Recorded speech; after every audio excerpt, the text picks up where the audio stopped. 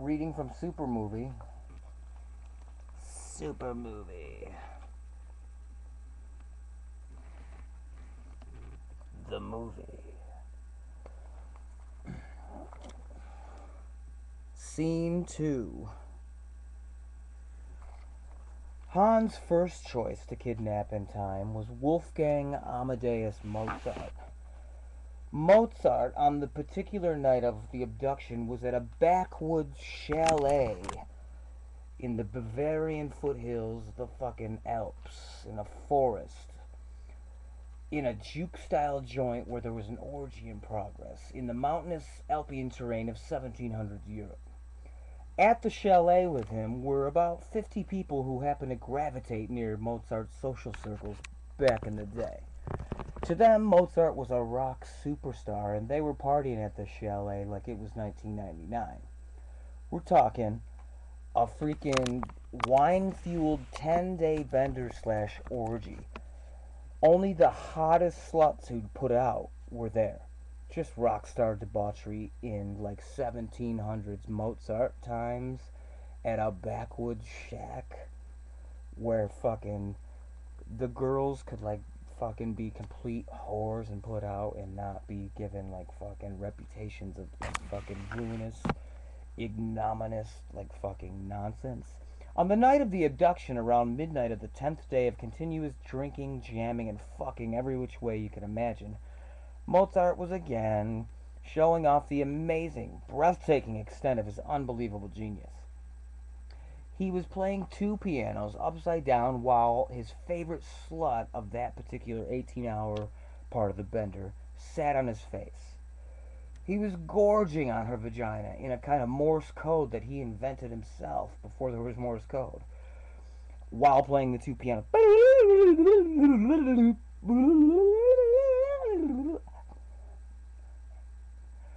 And Mozart was sending messages in code with his tongue up into her pussy in reverse while playing those two pianos upside down. The crowd, having seen this before, was yet again dumbfounded and awestruck. And if someone dropped or heckled or dropped a wine bottle, Mozart played back the exact tones those noises produced, integrated those spontaneously on the fly with inspirations of shit that he was already playing, and then connecting all that with songs, melodies, and whatnot, motifs from days 1 through 9 of this chalet bender to end all benders. And remember, no one attending knew except some of the girls who just rolled their eyes. Mozart in his own mind was chewing out like vaginas like while doing all this, upside down, in reverse, and silently thinking through in reverse his autobiography. It was truly a party that should have been preserved in writing. And after Han Solo and Chewie were to show up in a new space-time, get me, the writer, put me in the story, it would be preserved in writing. And I put in parentheses, because I'm writing it now. When Mozart's body was pushed way beyond the limits, he finally stopped for a second. He snarled. He was like, peasants have to take a leak. He had grown bored with the Coney Island taste of this particular slut's vaginal juices. Translated to English, I have to piss, mere mortal motherfuckers, Mozart snarled. In the pre-electrical age of Mozart's time, with no plumbing either, he's pissing on the back wall of a Bavarian chalet in the brisk, pitch-black but star-pockmarked Alpine sky. When all of a sudden the Millennium Falcon exploded into the fucking distant upper sky and landed half a mile away. Mozart was the most transfixed, excited man on earth, precisely because of that genius of his rock star mindset, hundreds of years ahead of its time. Some people in history are hundreds of years ahead of the particular time they're in, is what I'm saying to you. And because this thing he just saw landed after flying at impossible speeds, making impossible non-ballistic turns, forget about us seeing something like that, but Mozart was seeing it, that's spelled in the chemtrail like exhaust that they fucking put in different colors, spelling responses to a bunch of questions he put in pussy-eating reverse code backwards in his, like, pussy-eating autobiography. Answers to questions he had posed, like, so what's a genius as a boy supposed to do? In chapter 1 of the autobiography, he's writing upside down at the chalet, playing two pianos, and, like, the ship answered with a cloud puff in German or whatever language he spoke, like the answer to the question in the fucking book that he hadn't even written yet. Fucking Mozart forgot to put his dick back into his pants, he was so excited, and it flailed as he sprinted towards the ship. And as he got near the landing platform, it exploded with fucking alarm, and Chewie came roaring out. Roaring like a 7-foot tall Bigfoot about to enact fucking mass murder randomly. But Mozart was unfazed. In fact, there was never a case in the life of any human being ever on Earth who had such a burning look of absolute thrill and curiosity in his eyes as Mozart had in that moment. Most of us would be absolutely terror-stricken, crumpled up in fetal position, begging Jesus Christ, and if they laughed at the believing in Jesus before, most, upon seeing this sight, would have been nevertheless calling his name and begging, just in case, if they experienced what Mozart was seeing. The fucker wanted to get on the ship. He wasn't scared at all. Fucking dun dun dun dun dun dun dun dun dun. Dude heard that shit in his head nonstop, 24 hours a day, like I do from the age of like 3rd grade. Hundreds of years ahead of his time. Shit that our mere mortals are conditioned to be alarmed by. Like he's like, put me on. I'm getting on that ship. I don't care if I never return. Fuck my family. I don't care about any of them. Mozart said. So it came as a surprise to Han Solo, who then sauntered down the tarmac like too cool for fucking high school style. Fonzie-like fucking coolness. Placed a translator device on Mozart and said, "Look, we know who you are, Wolfgang, and we're taking you with us whether you like it or not, like you'll understand in a bit. It's for the survival of the good in the universe everywhere. But there ain't time to explain. We're taking you right now, and you can't ever see your family or your friends, your wife, your kids ever again. That's just the way it is." Mozart surprised the fuck out of Han Solo when he quickly responded, "To say that I want to get on that ship more than anything that I've ever wanted in my life. Show me this. I don't care about any of my family or friends. Fuck 'em. Get me on your ship now." Translated to English, Chewie barked to Han something that was just a growl. Again, I'm sorry. "Chewie, this kid is our kind of total fucking scumbag. I think I like him." So they got on the ship, it took off, and his friends at the chalet just never heard of him again. Like, fucking, he was never found. History recorded that that was the night that Mozart vanished without a trace. Mozart then saw the Earth from space, utterly transfixed. Chewie, seeing this, did kind of a 2-minute joyride around the solar system. You can only imagine the mystical wonder felt by Mozart, a human being confined to the Earth in the 1700s, up close as he saw Mercury, Mars, Venus, Jupiter, and Saturn, those wandering stars that he was educated about, even in his time, and observed in the 18th century. Then Mozart wept tears of, like, fucking awestruck joy as in 37 seconds he saw the Earth become a dot of light, and then looking forward, the dot of light Jupiter, which he could easily ascertain by its position near the background constellations, because back in the day, especially Mozart being educated and fucking wondering what existence is, because he can hear like fucking doo doo doo doo doo doo doo, hear the patterns, exquisite symmetries beyond wonder in the physics of sound. He's like, what is being? His whole life too. Fucking in 37 seconds, the Earth being right above its orbit, like fucking 37 seconds became a dot. And the dot that you know is Jupiter in the sky. It's in the sky right now, by the way, kids. If you look fucking out your door, like fucking southward, you'll see 2 big stars to your right. Like, that's Venus and Jupiter. If you're near fucking Orion, if you can see Orion, it's right in that vicinity, maybe a little more to the right, right? And one of them's almost kind of down towards the horizon setting. I forget which one is like the left or right one is bigger, because the bigger one's Venus, the smaller one, but the brightest fucking points of light in the sky right now, if it's showing. Anyhow, he saw that second brightest dot of light, Mozart and the Falcon, in 37 seconds turn into the Jupiter that we've seen before with the big red spot and all the moons. He was just like tears of joy.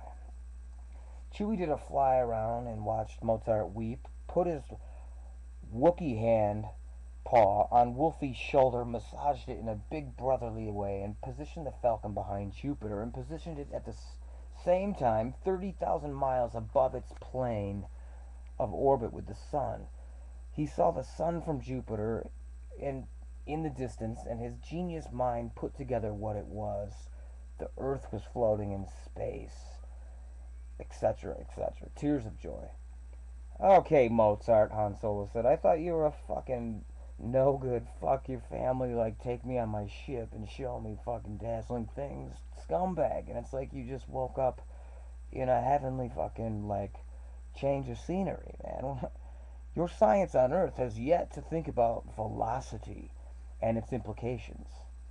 It takes the light that shines out of your sun, called by our galactic zoologist Cristo Logo number 714 478A, an orbiting, created, developing universe, like from everything we've heard from the highest of the higher, older races of beings in this universe. And everyone that deals with our light speed level technology has already attained artificial, like, singularity machine computer consciousness, which has done all infinite future calculation of all possible technologies, which is some of which you'll see shortly, Mozart. Even those can't figure out, like, okay, if that may be true. We're told by old legends from the oldest of the old beings of this universe that there are space whales that float into this universe sometimes, and they have this huge horn on their fucking, like, space whale thing, and like beings, if they're like salvaged by the space whales, and no one's ever seen one from fucking our republic. Uh, the ET fucking beings that are in the Republic's fucking Senate, there's stories amongst their legends of their eldest, like, fucking shaman curandero ETs. Most of them are the chick ETs with sagging tits that are like fucking monstrous to look at. Anyhow, they heard when they were young from the oldest of the old curanderos in their time that there were space whales that, like, fucking you could even live in if they find planets, but no one's ever seen one. And they float out of the universe, and it's through some ancient, like, fucking undocumented legend that we hear from the oldest curandero witch doctor aliens who heard it from their oldest ones when they were young, that there are space whales that told the oldest of the old way back when, supposedly, that there is just an empty, bright blue sky of empty space with nothing in it after you pass beyond the edge of our time and space. And that there is a super universe, but not even our singularity achieving omega point, like fucking super intelligent, have figured everything out, like artificial intelligence. Not even artificial super consciousness can figure that one out for sure. So anyhow, it took fucking Mozart? What's the fastest velocity your fastest horse ever rode from, like, Vienna to that chalet? Like, what, 35 miles per hour?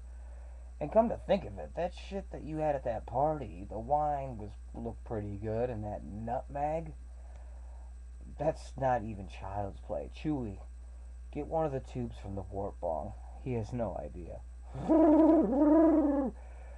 Hans started into a fit of laughter because he knew he was going to blow Mozart's mind, melt it out of the bottom of its pants into the next dimension, while making the switch to light speed, like fucking putting his mind through that.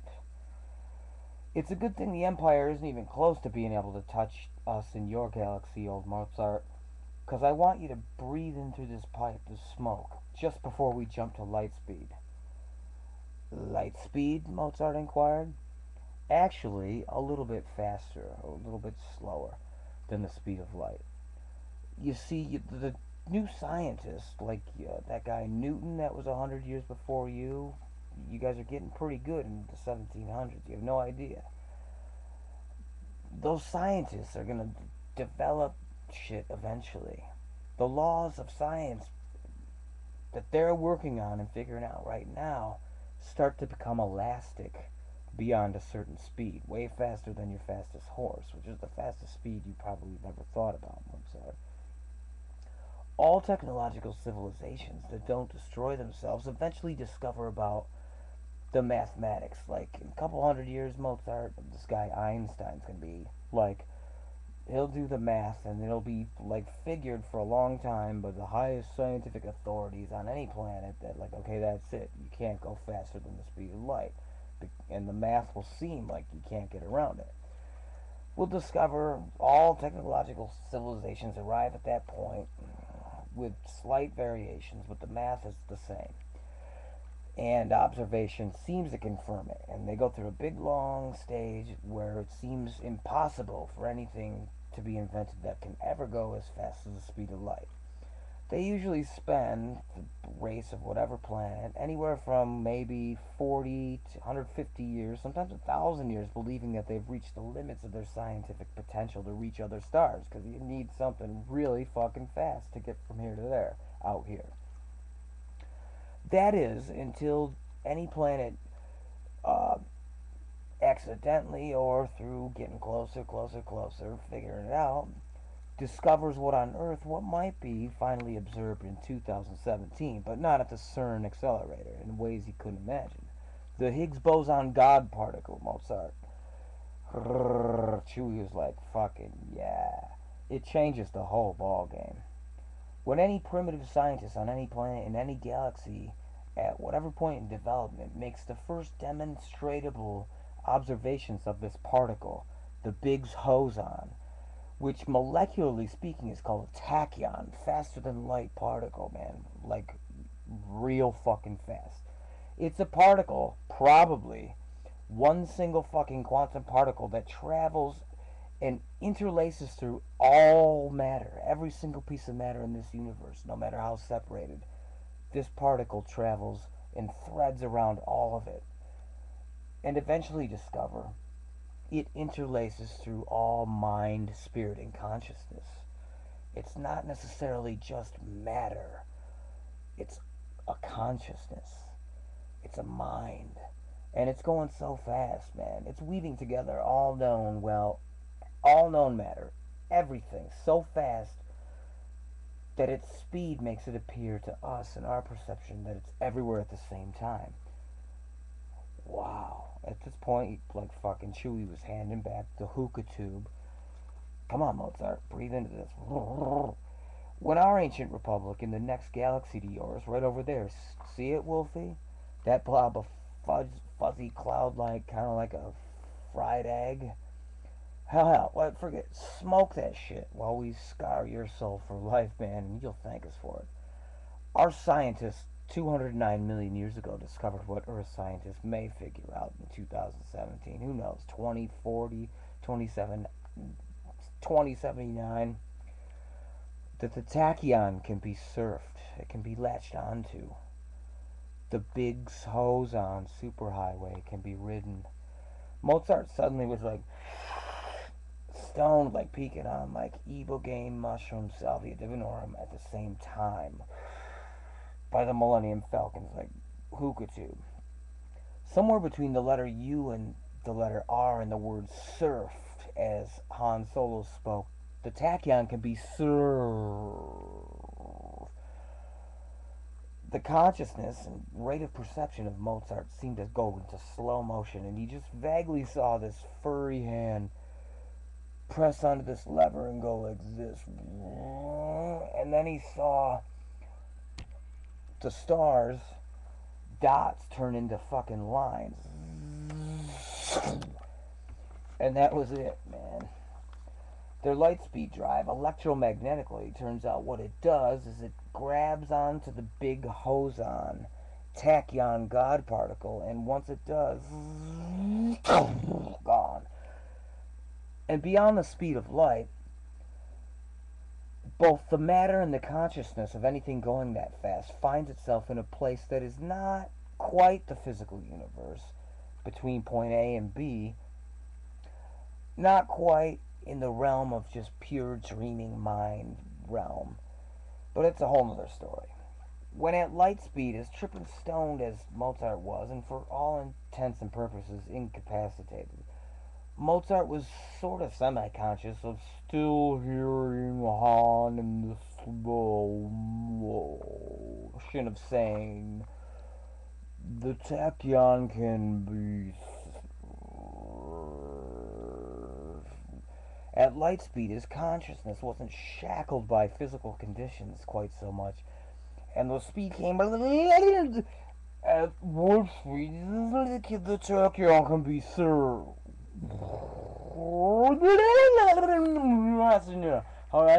How do you feel, Mozart?